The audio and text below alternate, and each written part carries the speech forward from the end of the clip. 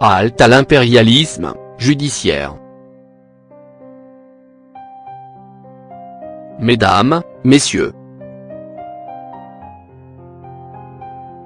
N'ayant aucune nouvelle de mon fils handicapé, et ceci depuis novembre 2011, je dénonce que les droits de l'homme, en France sont un véritable mythe, droits imaginaires, dont plusieurs traits correspondent à un idéal humain, un modèle exemplaire, alors que les traités n'ont aucune valeur juridique.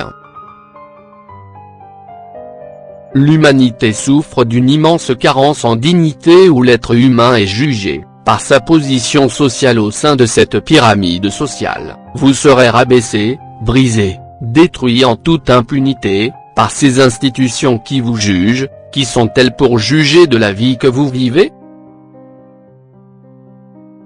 Des érudites, des entités à l'apogée de leur grandeur, etc. Oubliant la légitimité de cette théorie cocasse, les droits de l'homme sont les droits inaliénables de tous les êtres humains. Selon ce concept paradoxal, tous les hommes naissent libres, et égaux en dignité et en droit. Nous devons tous avoir la liberté d'opinion, de conscience, et d'expression, face aux exactions de la justice en France. Un juge doit s'attacher en fonction des éléments de preuve, assiéger en accordant le bénéfice du doute, au-delà de tout doute, tant qu'il n'a pas été établi, au-delà de tout doute raisonnable que les preuves de la culpabilité de la personne accusée n'ont pas été fabriquées, ou que la personne est coupable de. Il y va de la confiance que les tribunaux se doivent d'inspirer aux justiciables, un respect des lois, par l'équité, l'égalité des chances, et la présomption d'innocence, dans une société dite démocratique. La partialité au sens de l'article 6 paragraphe 1 de la Convention européenne de sauvegarde des droits de l'homme, s'apprécie, quant à elle, selon une double démarche. La première consiste à essayer de déterminer la conviction personnelle de tel juge, en telle occasion, violation de l'égalité des armes, ou d'entrée de jeu une partie, aide sociale à l'enfance, ou tuteur institutionnel, à prééminence sur la partie, institution familiale. La seconde amène à s'assurer qu'il offrait des garanties suffisantes, pour exclure à cet égard tout doute légitime, jugement dit contradictoire ou les observations du défendeur, institution familiale, ne seront point appréciées, ni retenues, s'appuyant uniquement sur la partie accusation, aide sociale à l'enfance, tuteur institutionnel, etc. D'où cette violation du caractère d'impartialité. Toute personne a droit à un procès équitable. Conformément aux mécanismes internationaux de protection des droits de l'homme, les violations de ce droit peuvent prendre diverses formes, dont les jugements où, d'entrée de jeu, une partie a un avantage évident sur une autre, en violation du principe de l'égalité des armes. Les lois de procédure, ou leur application, qui établissent des distinctions fondées sur l'un quelconque des motifs énoncés au paragraphe 1, de l'article 2, et à l'article 26, ou ignorent le droit égal des hommes et des femmes visé à l'article 3 de jouir des garanties énoncées à l'article 14, du pacte, violant non seulement l'obligation faite au paragraphe 1, de cet article qui dispose que « tous sont égaux devant les tribunaux et les cours de justice », mais peut aussi constituer une discrimination. En l'espèce que Jérémy, mon fils aîné, n'a jamais pu jouir de ces liens de fratrie, où la justice, l'aide sociale à l'enfance, et maintenant un tuteur institutionnel, l'écarte de manière éhontée et insipide de cette considération qui devrait être due à ce terme famille représentant pour lui aussi une discrimination, sur le fait qu'il réside avec moi, et qu'il a toujours été privé de ces liens de fratrie. Juge et tuteur en France, impérialismes institutionnels, droits de l'homme, droit d'ingérence, droit du plus fort. Politique menée par ces institutions, en vue de dominer d'autres institutions, au hasard l'institution familiale, les droits de l'homme sont un leurre, pour tromper les familles, par un droit d'ingérence, en l'espèce de violer la souveraineté nationale de l'institution familiale, par l'exclusion parentale, suite au droit du plus fort. Ostracisme, quand la justice crée des insécurités.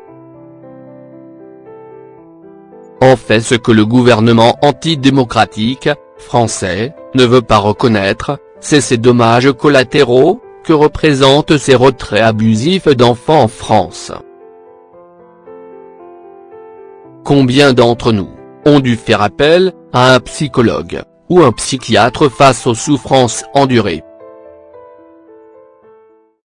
On ne relève point de la folie, mais du besoin d'évacuer cette souffrance. Il n'est pas étonnant que 18% de la population française souffre de maladies mentales, soit presque une personne sur 5. Qui englobe de toute évidence, ces souffrances infligées, par les dispositifs, de la protection de l'enfance, englobant magistrats et aide sociale à l'enfance.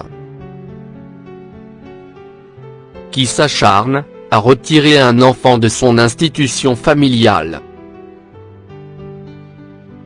Je n'ai eu que 2 visites médiatisées, depuis décembre 2008.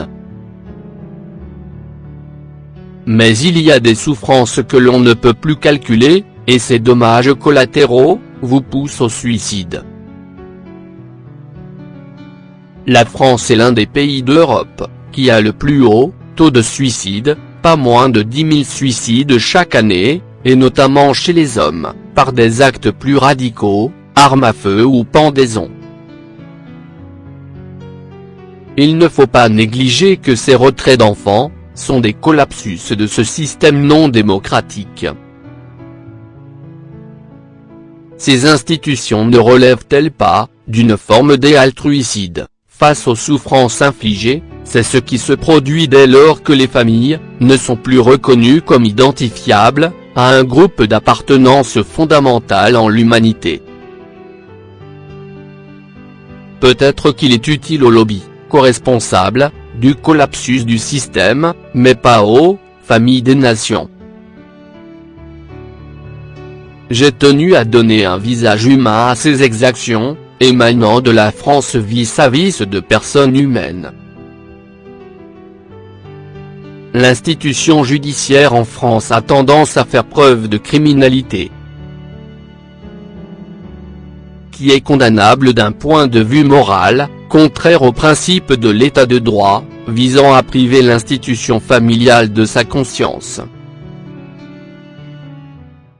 Ne pas accepter le contradictoire peut représenter une discrimination mais également une corruption. La corruption judiciaire est subjective mais elle transgresse toujours la frontière du droit, et de la morale. En effet, cette violation de l'égalité des armes, peut être considérée comme un détournement, au vu de fournir des avantages, ou des prérogatives particulières, à cette partie, aide sociale à l'enfance, ou tuteur institutionnel, qui d'entrée de jeu a prééminence, sur la partie, institution familiale. Encore une belle image, de la fracture sociale en France, où d'entrée de jeu, les institutions ont prééminence sur les familles, où la justice s'attache à creuser des fossés en violant l'égalité des armes, et visant à l'exclusion parentale. Je vous prie d'agréer, mesdames, messieurs, l'expression de ma considération distinguée. Monsieur Thériault Bruno.